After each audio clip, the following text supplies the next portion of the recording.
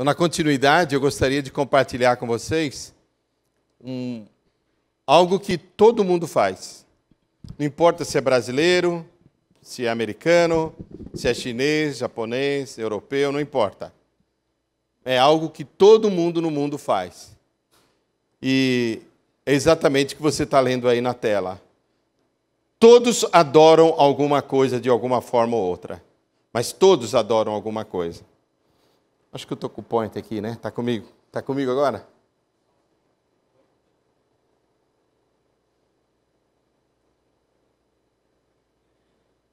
Na Índia, por exemplo, eles adoram animais. Eu estive na Índia, eu me lembro, passando na calçada, e vi um senhor de idade, me aproximei dele, e conversando com o colega que estava local, ele disse, essa pessoa está sentada aí toda a sua vida.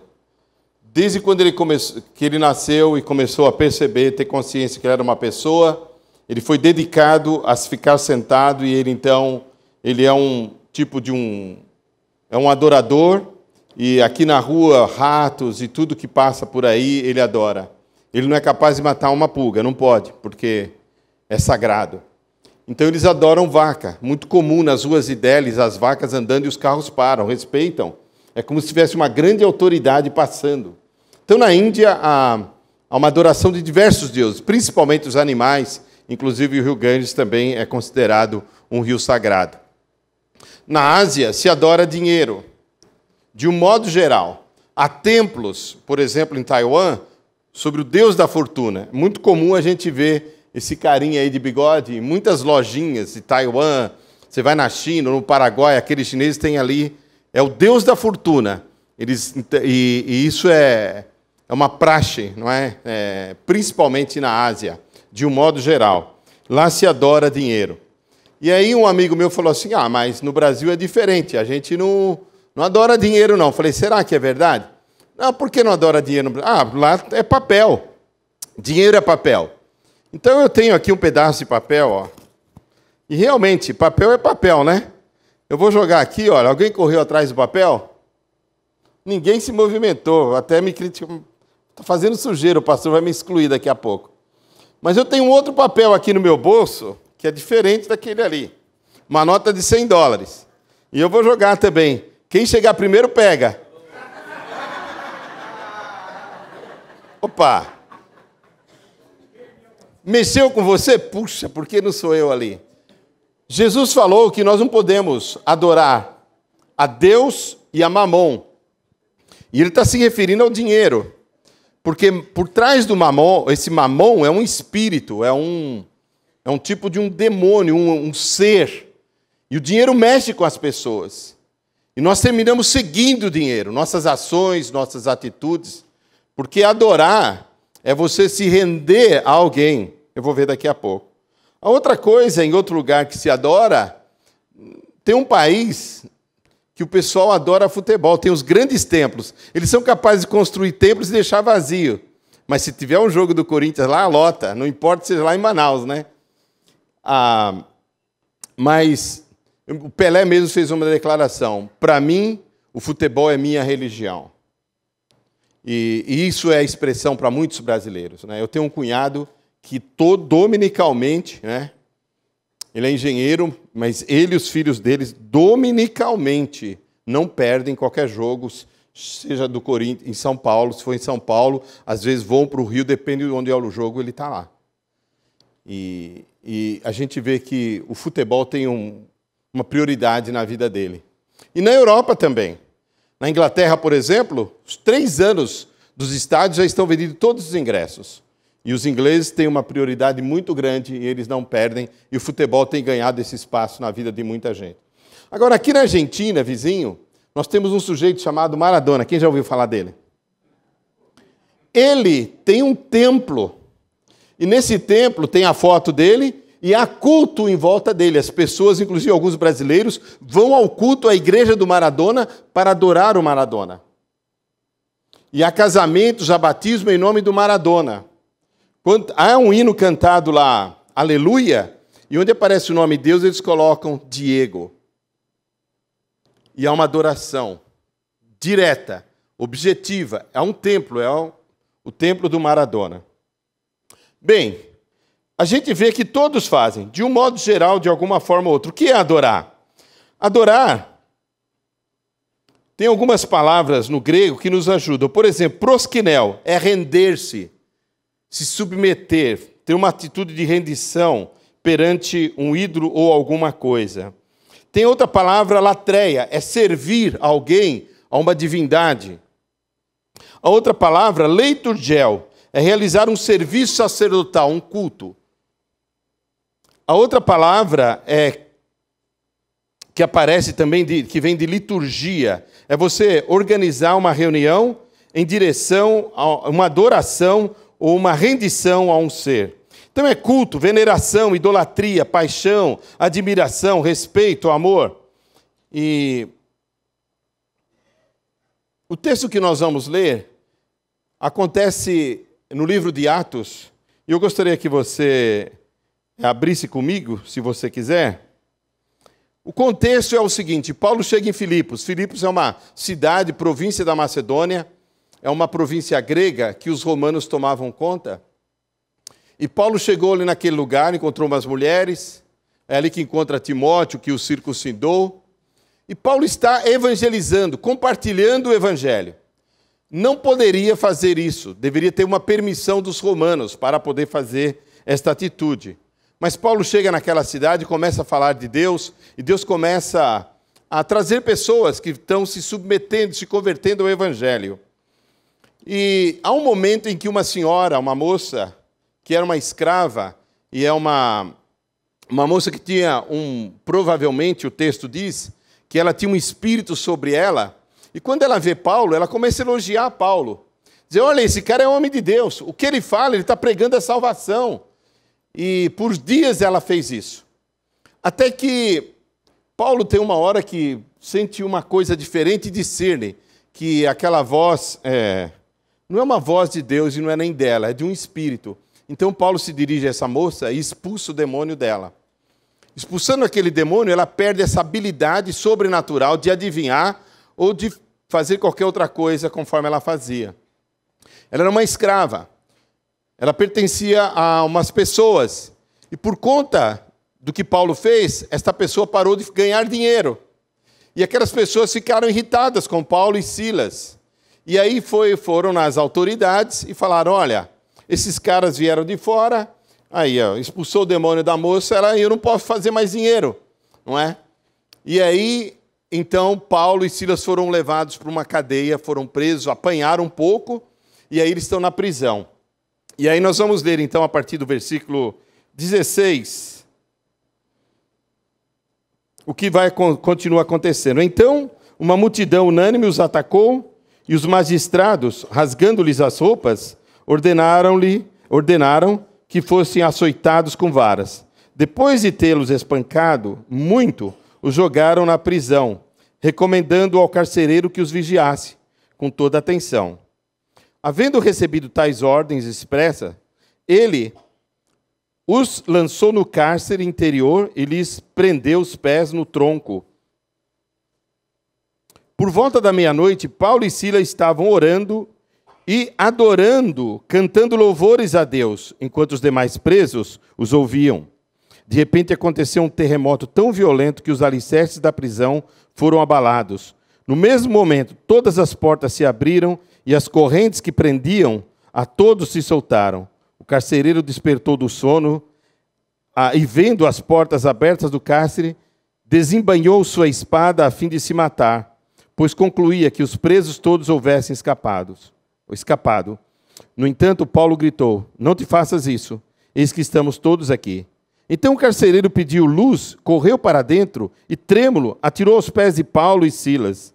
E em seguida conduziu-os para fora, rogou-lhes, senhores, o que preciso fazer para ser salvo?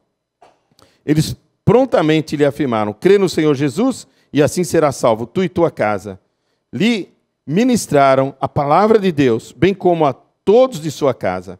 Naquela mesma hora da noite, tomando-os consigo, lavou-lhes os ferimentos e logo foi batizado, ele e todas as pessoas de sua casa. Então insistiu para que subissem à sua casa, onde lhes preparou mesa farta, e com todos os seus expressava grande júbilo por haverem crido em Deus. Paulo exige a justiça como cidadão romano. Logo que amanheceu, os magistrados mandaram oficiais da justiça ao carcereiro com a seguinte ordem: põe aqueles homens em liberdade. Então o carcereiro informou a Paulo e os magistrados despacharam ordens para que eles fossem soltos. Esse é um texto interessante. Fala de adoração, não sei se você percebeu. Depois, então, daquela ação de Paulo com aquela mulher, eles foram para o cárcere. O cárcere tinha 2 salas. Primeiro era assim, num lugar meio fundo, tipo masmorra. Tinha uma sala onde o carcereiro ficava e dentro, todo fechado, talvez uma sala de 4 metros, e lá tinha troncos para prisioneiros especiais. Assim Paulo e Silas, e junto com ele outros presos. E era por volta da meia-noite. Diz o texto, por volta da meia-noite.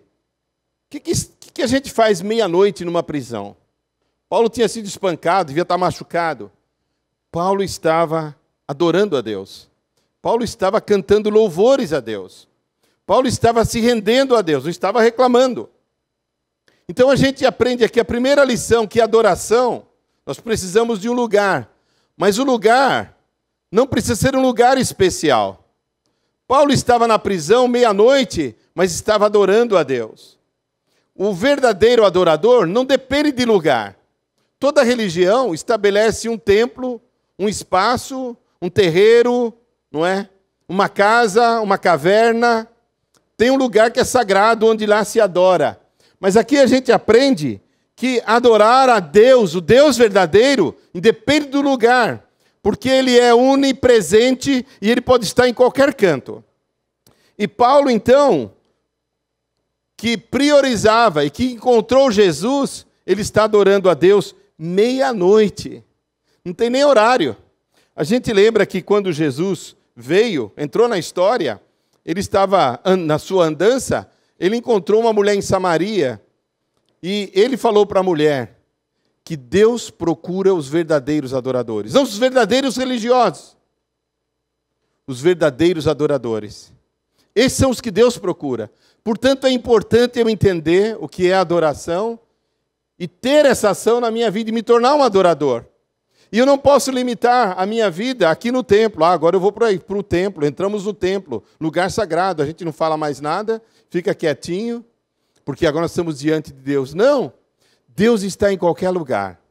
Você pode adorar a Deus no campo de futebol, no seu trabalho, no hospital, dentro da igreja e fora da igreja, no banheiro. Você acabou de ver que nós fizemos batismo num banheiro. Será que Deus estava lá? Deus estava lá. Você viu a alegria com que aquele alemão saiu lá de dentro? Aquela chinesa emocionada contando sua história. O Deus da Bíblia, Ele está em qualquer lugar. E Ele procura os adoradores. E Ele não habita em templos feitos por mãos humanas. Esse é o que a Bíblia diz. Porque esse Deus está em qualquer lugar. Então, nós aprendemos aqui logo de cara que nós podemos adorar a Deus em qualquer lugar, em qualquer ambiente que nós possamos estar. É importante que uma outra palavra, então, local. Local. Eu estou tentando aqui fazer uma diferença de adorador e de religioso. O religioso tem o templo, onde só ali que ele vai e ali ele se encurva e serve. Mas o adorador, em qualquer lugar, independe do tempo e do espaço, ele está com o seu coração voltado e dando prioridade a Deus. A segunda coisa que a gente vê nesse texto é que quando se adora, há uma manifestação de um poder sobrenatural. Meia-noite, enquanto Paulo estava cantando louvores a Deus, Deus visitou Paulo. Houve uma manifestação sobrenatural, a ponto de que as portas daquele cárcere foram abertas. Houve um tremor, um terremoto. Eu penso que a verdadeira adoração traz Deus. A Bíblia diz que Deus habita entre os louvores. Quando eu estou em conexão com Deus, adorando a Deus, Deus pode fazer alguma coisa especial. É o que a gente aprende aqui. Esta é uma diferença da comunidade que tem Deus e adora Deus. Eu me lembro, então, do Barnabé. Ele estava em Jerusalém. E os discípulos em Jerusalém ouviram falar de que o evangelho também chegou lá para os discípulos, para os gentios, na Antioquia. E eles falaram, será que é verdade? Mas Deus não veio só para os judeus? Não, olha, os gentios também estão se convertendo. Então eles falaram, Barnabé, vai lá, dá uma olhada no que está acontecendo lá. Barnabé, se você vê lá, acho que me parece que Atos 9, quando Barnabé chega naquele lugar, sabe o que ele diz? Ele diz que viu a graça de Deus no meio daquele povo. Havia uma manifestação especial. Enquanto aquele povo louvava, cantava a Deus, havia algo especial naquele lugar. Nós muitas vezes achamos ou queremos identificar, ou às vezes até criamos, né? E queremos imitar essa manifestação sobrenatural. Isso é religiosidade. Há muitas coisas, há muitas manifestações. Não é? Quando a gente lembra que Moisés, quando foi desafiar Faraó, e o cajado de Moisés virou cobra, Faraó, o meu também vira. O mal também tem ações sobrenaturais. Mas há uma grande diferença aqui. Quando Deus se manifesta, há uma diferença. Deus se manifesta com um propósito de alcançar as pessoas, não de roubar. Aquela mulher estava tirando dinheiro das pessoas. Paulo aqui agora está vendo uma manifestação sobrenatural. O carcereiro, quando viu aquilo, ele disse, eu estou perdido, porque a lei era a seguinte, se os presos fossem livres, embora, o carcereiro teria que morrer no lugar deles. E ele disse, eu estou perdido. O que eu vou fazer? E Paulo diz, olha, carcereiro, calma. Ele tirou a espada e iria se matar, porque eu estou perdido. Mas Paulo diz, olha, para aí, meu. Todos estamos aqui. Olha a manifestação de Deus. Tem um objetivo diferenciado.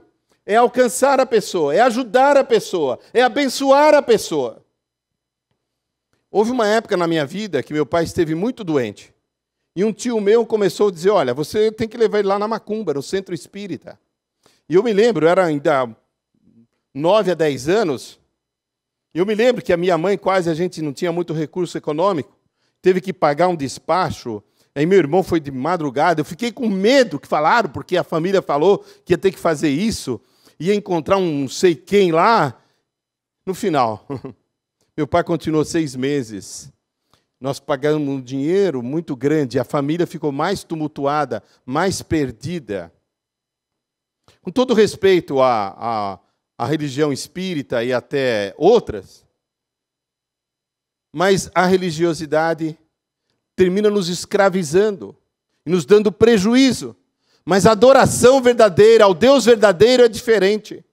Paulo diz, você não vai se matar. Ele diz, mas eu estou perdido. O que eu vou fazer? Eu ouvi falar que vocês estão falando de salvação. O que eu devo fazer para ser salvo? E Paulo dá uma resposta contundente. Hoje nós vivemos num tempo em que a humanidade está como esse homem. Qual a religião? Onde está Deus?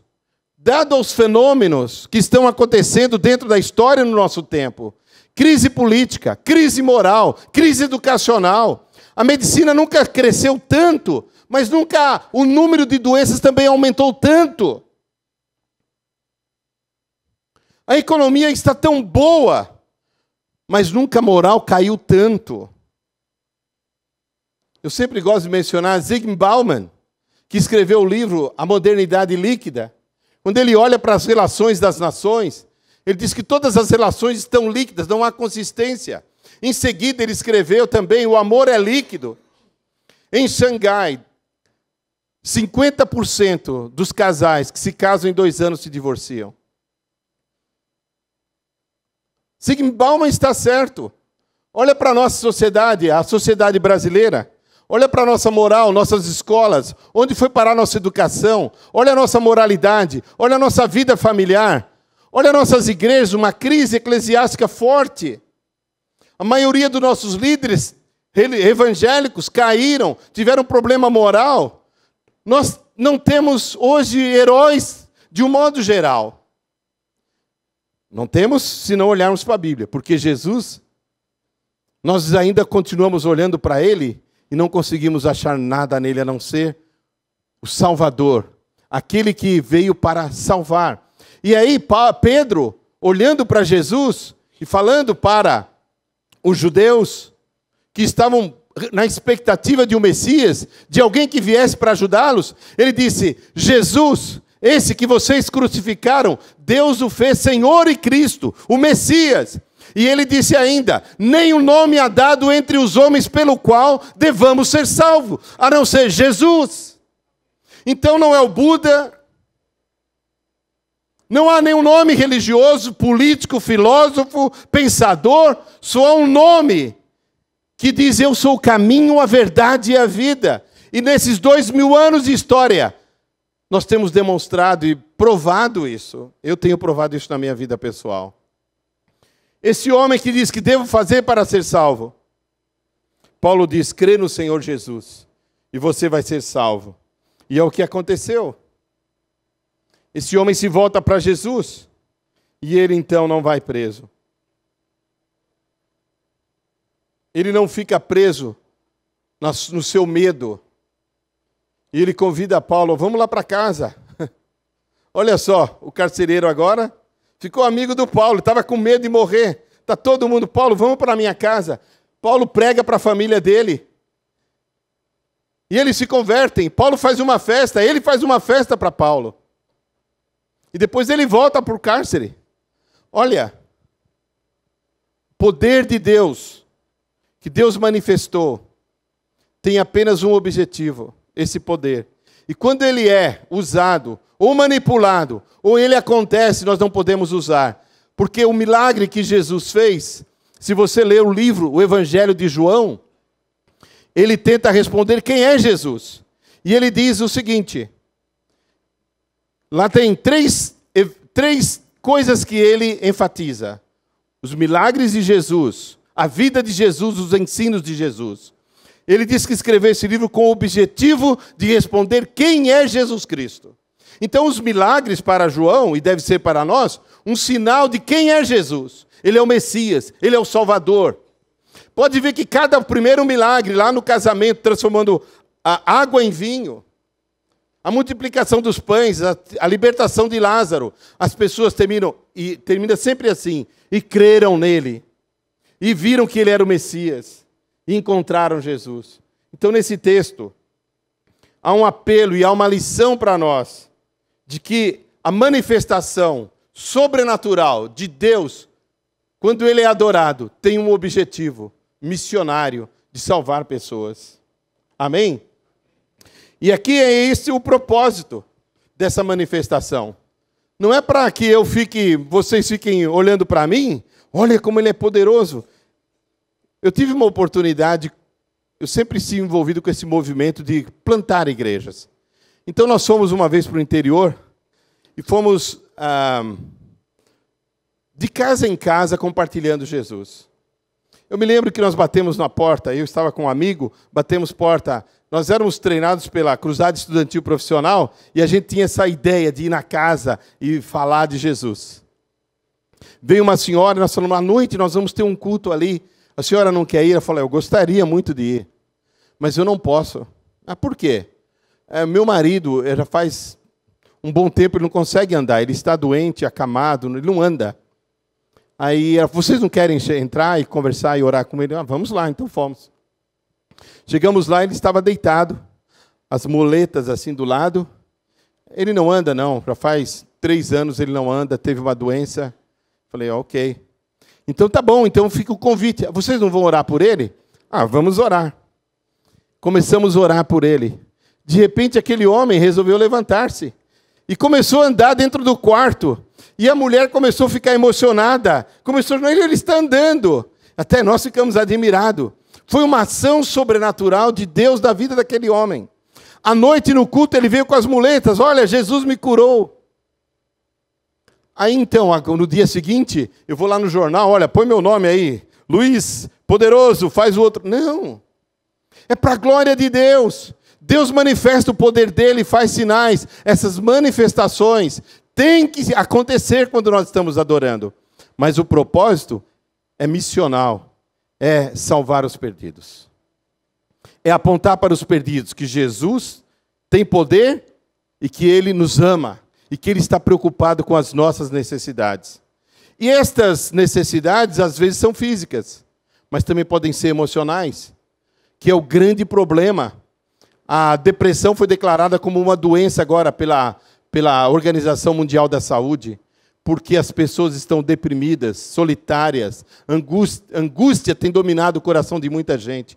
Deixa eu te dizer uma coisa, Jesus é o príncipe da paz. Se Ele entrar no seu coração, algo de bom vai acontecer e Ele vai libertar você. Antes que você pense como esse homem, que é pôr um fim na sua vida, Jesus é o nosso Salvador, amém? Então o propósito é este, e nós não podemos fugir, e é isso que nós aprendemos aqui. Esta grande diferença é que Paulo estava mostrando nessa história, nesse evento, que Deus deve ser adorado. Deus deve ter a prioridade na nossa vida. O verdadeiro adorador é aquele que coloca Deus em primeiro lugar. Alguém perguntou para Jesus, qual é o grande mandamento? Qual é o grande mandamento, gente? Amarás o Senhor teu Deus de todo o teu coração. Primeiro Deus. E tem uma grande vantagem aí. O que acontece? Mateus 6,33. Buscai em primeiro lugar o reino de Deus e as demais coisas da vida que a gente corre atrás do dinheiro, atrás de posição, de status, atrás de um novo contrato, atrás de uma prosperidade que é boa, mas não é o fim em si mesmo. Buscar em primeiro lugar o reino de Deus. Quero desafiar você hoje à noite a pensar, onde está Jesus na sua vida? A hora que eu joguei o dinheiro aqui, teve uma mexidinha no seu coração, não? Isso é um sinal. Onde está o dinheiro no seu coração, na sua vida? Irmãos, tudo isso tem a ver sim com missões. Porque nós vemos uma comunidade mundial que não conhece a Jesus. Eu sou muito grato e fico feliz por essa igreja que tem priorizado a obra missionária. E Deus vai abençoar. Enquanto o pastor estava falando, veio na minha cabeça assim, William Carey, planejai grandes coisas para Deus e esperai de Deus grandes coisas. Quando eu olhei para o prédio ali, pastor, eu senti falta de uma quadra assim, ali em cima, lá no teto, sabe, uma quadrinha boa lá em cima, um espaço assim. Pensa, quem sabe, lá no telhado. Eu até falei, pastor, podia ser assim, aqueles painéis solares, mas acho que não. A quadra vai melhor. Porque o painel solar vai ajudar a economizar, mas a quadra vai ser um espaço para nós trazermos eventos esportivos ou mesmo recreativos e, através disso, a gente poder compartilhar Jesus. Deus vai se manifestar de forma sobrenatural no pé aí de alguém aí, fazendo um belo gol, ou ginástica, não é? Esses movimentos bonitos, para trazer glória a Deus e trazer pessoas para Jesus. É só uma ideia, pastor. Então, gente, esse texto, a gente pode fechar com ele. A conclusão é que Deus procura os verdadeiros adoradores, que adoram em espírito e em verdade. Não importa o local. E que você não se engane com muitas manifestações sobrenaturais que você vê em algumas religiões. Porque aquilo é uma pegadinha, que quer tomar o seu dinheiro, roubar o seu tempo e continuar deixando você vivendo uma mentira. O verdadeiro propósito de uma adoração séria, bíblica, revelada por Deus, Jesus, Ele é o caminho. E Ele é a ponte que pode trazer você até Deus. E trazer, consequentemente, a salvação. Porque Ele morreu na cruz por mim e por você. Ele cumpriu toda a justiça de Deus. E Deus aceitou. Porque Ele é o Cordeiro Imaculado, que derramou o seu sangue na cruz. e cumpriu toda a justiça de Deus. E um dos sinais lá no templo, diz que foi 3 horas da tarde. Havia no templo, havia uma cortina grossa. Aqui o povo poderia vir, mas lá dentro, naquela cortina, para atravessar, que é o lugar santo dos santos, ninguém poderia ir lá. Somente o sacerdote, depois de ter se purificado, confessaram todos os seus pecados. E ele ia amarrado numa corda e com um sino. Porque se ele entrasse ali e tivesse algum pecado, ele era fulminado para estar na presença de Deus. Então ele entrava assim. Quando o pessoal parava de ouvir o sino, o cara foi fulminado. Deus puxava o cara de volta.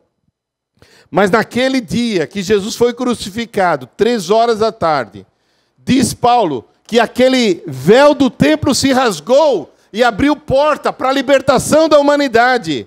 Querendo dizer que a partir daquela data que Cristo morreu, toda a humanidade, não importa se é judeu, grego, brasileiro, americano, poderia ter acesso ao lugar onde Deus está.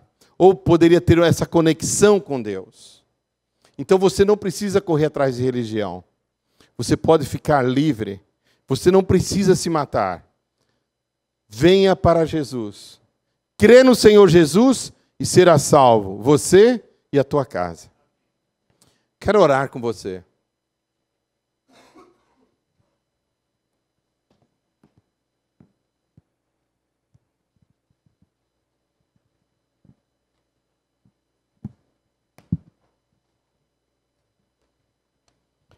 Baixe sua cabeça.